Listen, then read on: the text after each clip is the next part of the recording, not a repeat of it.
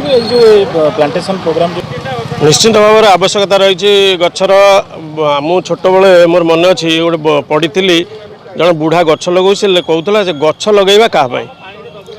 प्रकृत में से जहाँ आवश्यकता था बर्तमान गचर आवश्यकता ताठू बहुत गुण बढ़ी जाइए कारण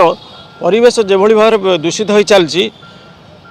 गच लगवा निहाती आमपाई दरकार एवं परिवेश को सुस्थ और सबल रखापी यही प्लांटेशन प्रोग्राम आज करा